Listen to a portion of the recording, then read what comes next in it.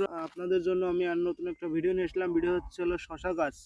কিভাবে শশা গাছ লাগানো হয় এবং কোন সময় শশা গাছ লাগাইতে হয় এবং কিভাবে শশা গাছ গুলো বৃদ্ধি পায় বা হাঙিতে যায় সেই বিষয়ে আজকে আপনাদের মাঝে নিয়ে আসলাম নতুন একটা ভিডিও। এই ভিডিও হচ্ছে শশা গাছ কিভাবে এবং কোন সিজনে লাগানো হয় সে সম্পর্কে দেখাবো এবং কিভাবে পরিচর্যা বা কিভাবে এটি হাঙিতে তুলতে হয়। এই যে দেখেন, এই যে এখানে অনেকগুলো চারা লাগানো হয়েছে।